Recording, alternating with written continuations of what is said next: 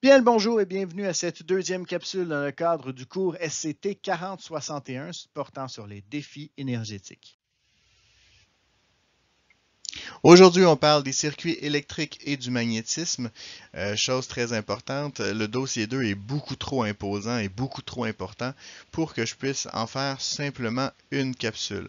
C'est donc la raison pourquoi j'en ai fait deux parties. Donc, vous êtes maintenant dans la partie 1.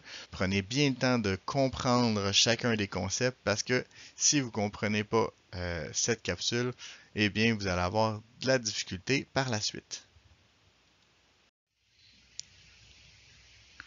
Donc, qu'est-ce que ça nous prend pour avoir un circuit? Ben, d'abord, ça nous prend une boucle. Autrement dit, je dois être capable de revenir sur mes pas. Si j'ai pas de boucle, je vais avoir un circuit qu'on dit ouvert, et dans un circuit ouvert, ben, j'aurai simplement pas de circulation d'électricité, parce que mon courant est pas capable de revenir à sa source. Donc, ça me prend, comme j'ai dit, trois composantes. La première composante, c'est la composante qui va produire mon énergie. Ici, on parle de la pile. Donc, il y a la fonction d'alimentation. Je vais avoir la fonction de conduction, donc autrement dit, mon fil. Et je vais finalement avoir la transformation qui va se faire à l'intérieur, dans ce cas-ci, d'une résistance, mais on pourrait parler d'une ampoule ou autre chose. Donc, son rôle à lui, c'est de transformer l'énergie électrique en une autre forme d'énergie.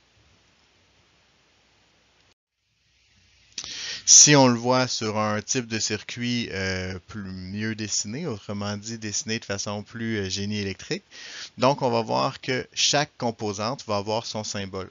Et donc la pile va avoir le symbole qui correspond à deux lignes, et tandis que le petit zigzag, c'est le symbole du résisteur. Donc je l'ai dit, dans un circuit, ça prend une boucle qui est fermée. Et ça me prend trois éléments. Dans ce cas-ci, la route va me servir de fil. Donc, c'est une analogie que je suis en train de faire où je vais avoir mon fil qui forme une boucle. La deuxième chose que ça me prend, c'est ma source d'alimentation qui va donner mon énergie à mes particules.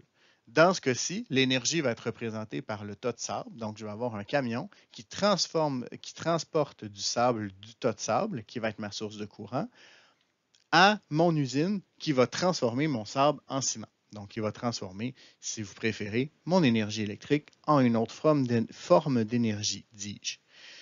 Mon camion, en fait, ce qu'il veut représenter, c'est ce qu'on appelle un coulomb. Pourquoi? Parce que je n'aurai pas en fait, je vais avoir des particules qui vont circuler à l'intérieur de mon fil, mais quand on va analyser ce qui se passe, je ne considérerai pas chaque électron parce qu'il y en a beaucoup trop et que ce serait beaucoup trop compliqué. Donc ici, je vais utiliser des paquets d'électrons. Donc dans ce cas-ci, on parle d'un camion chargé de sable. Donc je vais utiliser un paquet d'électrons qu'on appelle un coulomb. Et c'est ce coulomb-là qui va me servir à transporter mon énergie. Je vais donc avoir ma source qui me sert à charger mon énergie et mon usine, donc qui est mon transformateur, qui va servir à transformer ce sable-là en autre chose, qui est dans ce cas-ci du ciment.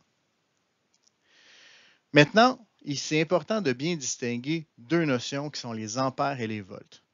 Ici, mon petit gars de la construction, son rôle, c'est de compter le nombre de camions qui passent par seconde. Donc lui, il est installé et il compte. Ce qu'on doit comprendre, c'est que ce petit ouvrier-là qui calcule le nombre de camions par seconde, pour être capable de faire son travail, eh bien, il faut absolument qu'il soit sur la route. S'il n'est pas sur la route, il n'est pas capable de compter le nombre de camions. OK? Donc, à ce moment-là, on va considérer que mon ampère-mètre, donc l'appareil qui sert à calculer mon nombre de coulombs par seconde, qui sont des ampères, donc mon ampère-mètre doit toujours être branché en série. Ce qui veut dire qu'il doit toujours être dans mon circuit. Tous les camions qui circulent dans le fil, tous les coulomb qui vont circuler dans le fil doivent passer par l'ampère-mètre. Si ce n'est pas le cas, donc si vous branchez, autrement dit, l'ampère-mètre en parallèle, on va parler de série versus parallèle un peu plus tard. Donc si vous branchez mal votre ampère-mètre, en fait, ce qui va arriver, c'est simple, vous allez faire sauter l'ampère-mètre, vous allez briser l'appareil. Donc c'est très important que cet appareil-là doit toujours être dans le circuit pour calculer le nombre de coulombs qui passent par seconde. La deuxième mesure qu'on va calculer, c'est les volts. Les volts, c'est quoi? En fait, c'est ce qu'on appelle, j'aime beaucoup l'appellation différence de potentiel au lieu d'appeler ça tension. Donc, qui est la même chose, soit dit en passant. Mais la différence de potentiel, c'est quoi? Eh bien, mon camion avait avait de l'énergie. Mon coulon avait de l'énergie avant l'usine et mon coulon a encore de l'énergie après l'usine. Cette énergie-là ne m'intéresse pas. Ce qui m'intéresse, c'est la différence d'énergie entre avant et après. Autrement dit, chaque camion, dans ce cas-ci, on parlait de la masse de sable. Hein, vous vous souvenez qu'on comparait dans l'analogie la masse de sable avec l'énergie. Donc, ce qui m'intéresse, ce n'est pas la masse du camion avant, ce n'est pas la masse du camion après. C'est la différence entre la masse du camion avant et après. Donc, autrement dit, quelle charge de sable j'ai vidé dans l'usine. OK? Donc, ce qui m'intéresse, c'est la quantité de sable qui est rentrée dans l'usine. Quand on considère la différence de potentiel, ce qu'on considère, c'est vraiment la quantité d'énergie qui a soit été donnée à chaque coulon au niveau de ma source d'alimentation ou qui a soit été absorbée ou transformée à l'intérieur d'un résistor, d'une ampoule, d'un moteur, donc qui a été transformé en une autre forme d'énergie. C'est ce qu'on appelle les volts, c'est ce qu'on appelle la différence de potentiel. Mais comprenez bien que pour faire ça, je dois être branché avant et après, et donc être branché en parallèle, pas en série. Donc vraiment en parallèle. Qu'est-ce que ça donne au niveau électrique? Bien, ça va donner un circuit qui ressemble à ça. Donc, mon ampèremètre est branché en série et mon voltmètre est branché en parallèle. Qu'est-ce qui arrive si j'ai deux usines? Bien, si j'ai deux usines, je vais avoir deux endroits où est-ce que je vais pouvoir vider mon sable. Mais je ne peux pas tout vider mon sable à la première usine. J'en aurai plus pour la deuxième. Donc, je sais que je vais vider une partie de mon sable à la première usine et une partie de mon sable à la deuxième usine. Ça correspondait à quoi la quantité de sable qui avait été vidée à la première et la quantité de sable qui avait été vidée à la deuxième? On avait dit que le sable, c'était la quantité d'énergie qui avait été transformée et que cette quantité d'énergie-là transformée dans chacune de mes composantes, on l'exprimait en volts. Donc, c'est la quantité d'énergie, n'oubliez pas, par coulomb, donc par camion, par coulomb. Donc, c'est la quantité d'énergie qui a été transformée. Ce que ça me dit donc, c'est que dans ce cas-ci, eh bien, je sais que ma quantité qui a été donnée au départ doit être égale à la somme des quantités qui ont été données à chacune de mes usines. Une plus l'autre. Si j'en ai consommé plus que j'en ai produit, il y a de quoi qui ne marche pas. Et s'il m'en reste après être passé dans mes deux usines, bien là, je vais me mettre à rouler de plus en plus vite. Ça marche pas. OK, je vais à un moment donné, ça ne marchera plus. Donc, on doit considérer que tout ce qui a été donné à la source doit être absolument consommé dans mon circuit et que présentement, j'ai deux endroits où je peux consommer. Donc, ces deux endroits-là vont consommer des volts et que la somme de ces deux tensions-là devrait donner ma tension totale. Maintenant, si j'avais plus qu'un petit bonhomme qui servait d'ampèremètre, autrement dit, si j'avais plus qu'un petit bonhomme qui comptait mon nombre de camions, bien, mon camion ne peut pas sortir de là, là. Il est pogné dans mon circuit. Là. Donc, s'il ne peut pas sortir, ça veut dire que automatiquement, mes ampères doivent être partout pareils. Okay? Donc, je vais avoir la même circulation à chaque endroit sur mon circuit. Donc, mon intensité est partout pareil. Sur un circuit, encore une fois, ici, on a deux résistances qui sont en série, donc qui sont une après l'autre, et je dois passer par une pour passer par l'autre, donc sont en série. Série, donc, et je passe par une et par l'autre. Okay? Donc, je passe par les deux. J'ai un autre type de circuit. J'ai encore deux usines, mais dans ce cas-ci, les camions ont le choix. Ils peuvent aller à l'usine A ou à l'usine B. Donc, qu'est-ce qui va arriver? C'est qu'évidemment, je vais me charger, mes camions vont pouvoir se charger au même endroit, mais quand ils vont arriver dans les usines, ils peuvent se décharger à une ou à l'autre. Donc, tantôt, c'était à une et à l'autre, là, c'est dans une ou à l'autre. Quand on est ou, ça veut dire qu'on est en parallèle. Dans ce cas-ci, ça veut dire que chaque camion va se vider complètement à chacune des usines. Il y a juste le choix de l'usine où est-ce qu'il va. Mais ils vont se vider complètement à chacune des usines.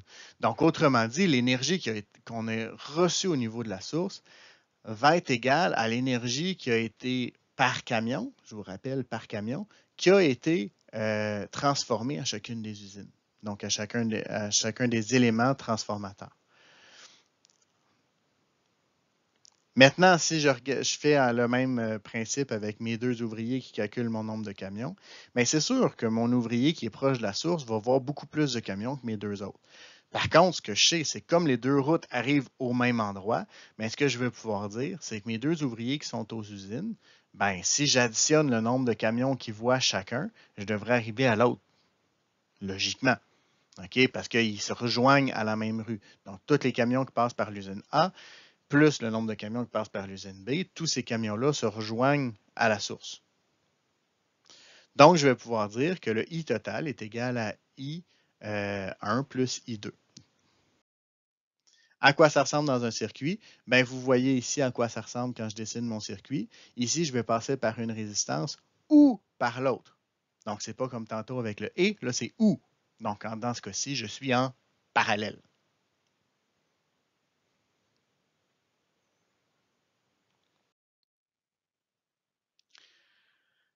Maintenant, je vous ouvre une petite parenthèse sur les circuits mixtes. Donc, les circuits mixtes, c'est quoi? C'est un circuit qui va être à la fois en série et en parallèle.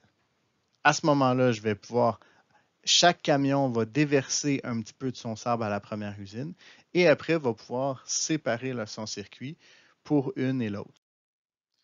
Donc, ça me donne quoi au niveau de mon circuit? Bien, chaque camion va passer par la première résistance. Chaque coulomb va passer par la première résistance où il va décharger une partie de ses volts, donc une partie de son énergie. Et après, ils vont se séparer. Donc, certaines charges vont passer par la résistance du haut, certaines par la résistance du bas pour pouvoir se regrouper ensuite et retourner à la source.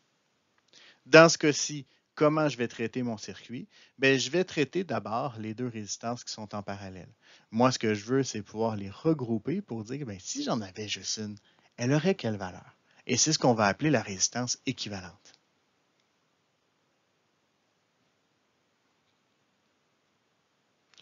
Donc ici, ce que je veux, c'est regrouper les résistances 2 et 3.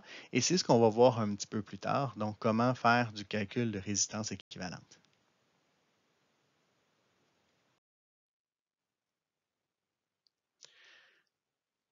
Ici, j'ai encore une fois 3 usines. C'est un autre type de circuit mixte que j'ai ici. Ce que vous voyez, c'est que j'ai un circuit où il y a 2 usines et un circuit où est-ce qu'il y a une seule usine. Donc, à ce moment-là, à quoi ça correspond dans un circuit électrique? Donc, je vais avoir encore une fois un circuit mixte. Dans la branche du haut, je vais avoir 2 résistances et dans la branche du bas, je vais avoir une seule résistance. À ce moment-là, je n'attaquerai pas le circuit de la même façon. Ma résistance équivalente, que je disais, donc autrement dit, je veux enlever 2 résistances pour en avoir juste une et avec cela, avoir un circuit qui ne serait plus mixte. Donc, comment on va faire ça? Bien, si je regroupe la R1 et la R2 et que je mets une résistance qui est équivalente à R1 et 2, donc à ce moment-là, je vais être capable de travailler comme si c'était un circuit en parallèle, même s'il n'est pas en parallèle. Maintenant, on va porter juste une attention à une petite affaire plus grande sur mon fil. Donc, mon fil, je ne veux pas qu'il serve de résistance. Par contre, il n'y a pas de conducteur parfait, ce qui veut dire que même mon meilleur fil que je pourrais imaginer, bien, il va perdre un peu d'énergie. En fait, je dis perdre, il va la transformer en chaleur. Donc, quand on regarde qu'est-ce qui va influencer la conductibilité d'un fil, le premier élément, évidemment, c'est la nature de mon conducteur. C'est sûr que si j'ai un fil de cuivre versus si j'ai un élastique en caoutchouc, c'est pas exactement le même matériel. Donc, mon fil de cuivre va beaucoup mieux conduire le courant que le caoutchouc qui est en fait un isolant. La deuxième caractéristique, c'est la longueur de mon fil. Évidemment, plus mon fil est long, plus il va avoir tendance à perdre de l'énergie. Donc, le fil que vous branchez pour charger votre téléphone cellulaire va perdre beaucoup moins d'énergie que le fil que j'envoie à Baie James pour aller chercher l'électricité du complexe hydroélectrique qui est là-bas. La troisième caractéristique, c'est le diamètre du fil. Et c'est la raison pourquoi vous allez avoir plus de facilité à plier votre fil de chargeur de téléphone cellulaire que votre fil de sécheuse. En fait, quand on a un appareil qui utilise beaucoup de courant, on va avoir tendance à utiliser un fil de plus gros calibre, autrement dit un fil plus gros, simplement parce qu'il va perdre moins d'énergie. Donc, plus le fil est gros, plus je vais être capable de transporter l'énergie sans en perdre, sans l'en transformer en chaleur, je devrais dire. Et le troisième élément, c'est au niveau de la température. Plus le fil est froid, mieux il va conduire le courant. Plus le fil est chaud, moins bien il va conduire le courant, donc plus il va transformer son énergie en un autre type d'énergie. C'est donc ce qui met fin à la partie 1 de la présente vidéo. Je vous invite à aller consulter la partie 2 parce que comme je vous l'ai dit, le chapitre 2 a beaucoup de choses à l'intérieur. Donc, j'ai séparé cette capsule en deux parties. Donc, on se revoit à la partie 2. Vous êtes maintenant les experts. À vous de surpasser le maître.